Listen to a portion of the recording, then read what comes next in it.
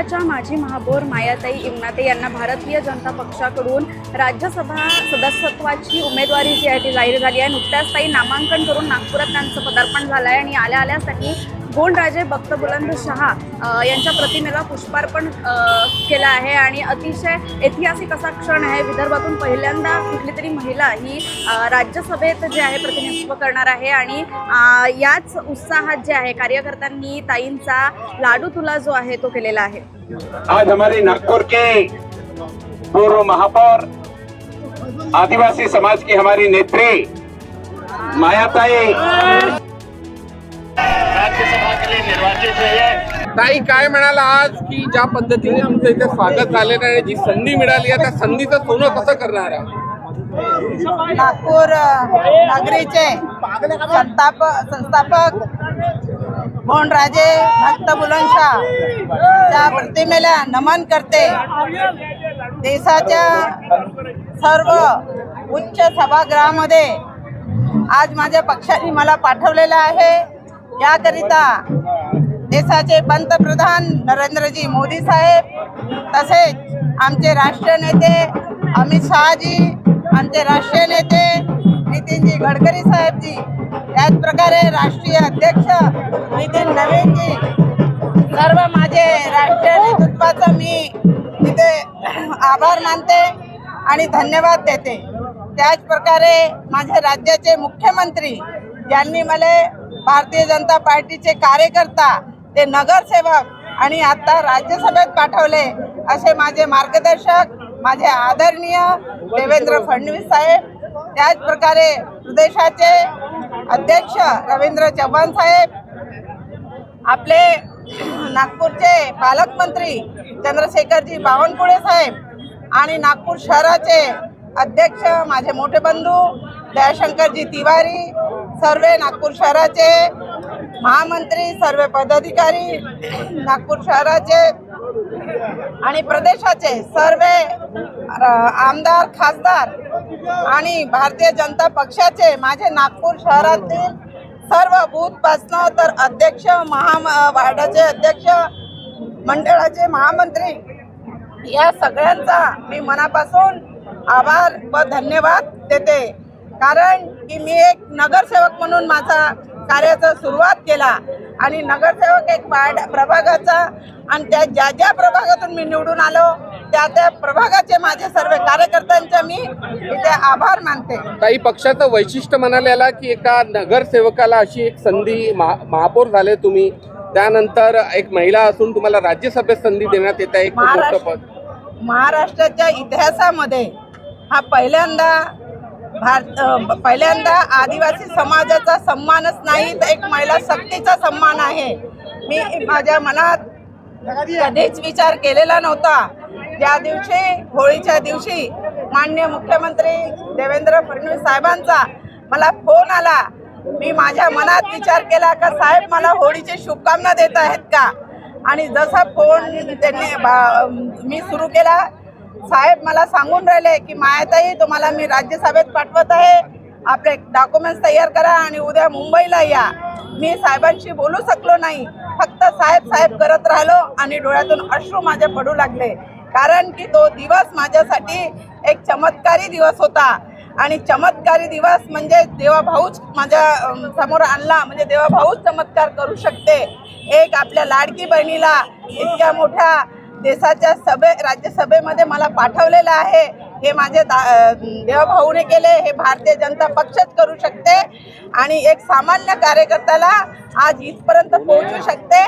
हेच नाही, भारतीय जनता पक्ष फक्त भाषणातच नाही सांगत तर कृतीतही करून दाखवते आणि हे तुमच्या समोर एक उदाहरण आहे। मी एकदम सामान्य घरची महिला आहे, माझं राजकारणामध्ये काहीच संबंध नव्हतं आणि आजही माझ्या घरी कोणी असा मोठा व्यक्ती नाही आहे की जो राजकारणामध्ये बलंड व्यक्ती आहे, जो माझ्यासाठी धडपड करण, असा कोणीही व्यक्ती नाही। परंतु आता मी 5व्यांदा महानगरपालिका निवडून आल्यावर माझ्या मनात यायचं की मला आता आमदार बनले पाहिजे आणि माननीय देवेंद्रजी हे मुख्यमंत्री आहेत, सगळं आहेत, परंतु माझ्याकरिता माझ्या भावासारखं आहे, माझा पाठीराखा आहे.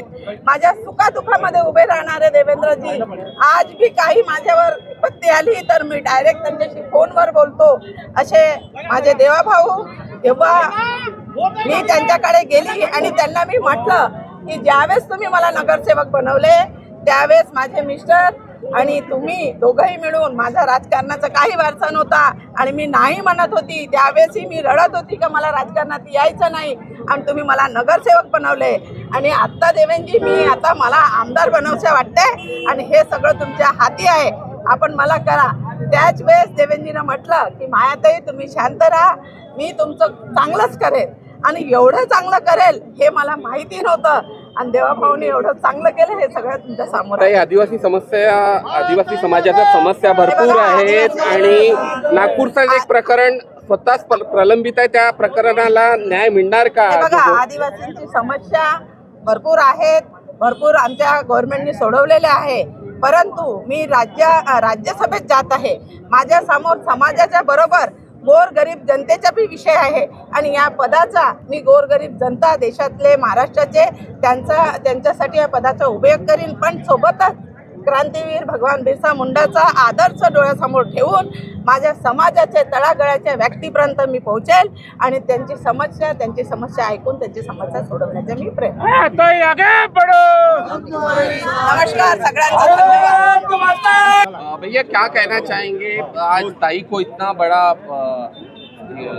जवाबदारी दी गई है राज्यसभा की, किस तरह से देखते हैं आप सारी चीज़ों को, क्योंकि आप दोनों महापौर रह चुके इस शहर के? भारतीय जनता पक्ष का नेतृत्व हमेशा कुछ ऐसा नया करता है जिससे समाज में एक नया संदेश जाता है. वही इस समय भारतीय जनता पार्टी के नेतृत्व ने आदिवासी समाज की एक नेत्री, जिसने एक नगर सेविका के रूप में, एक महापौर के रूप में नागपुर में अच्छा काम किया है, उसे देश के स्तर पर भारत के सर्वोच्च सदन राज्यसभा में भेजने का निर्णय लिया है.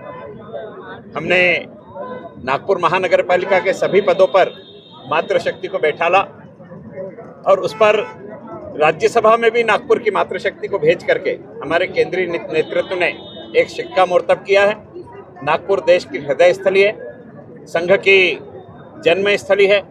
संघ के शताब्दी वर्ष में पूरे भारतवर्ष को भारतीय जनता पार्टी के शीर्ष नेतृत्व ने एक संदेश दिया है कि जो लोग कहते हैं कि राजनीति पैसों वालों का जरिया है, राजनीति में पैसा चलता है, उनके लिए बहुत बड़ा संदेश है कि भाजपा के लिए कार्यकर्ता सर्वश्रेष्ठ होता है और समाज का वो वर्ग जो वर्ग संघर्ष करके आगे आना चाहता है उसको नेतृत्व देने का काम भारतीय जनता पार्टी करती है.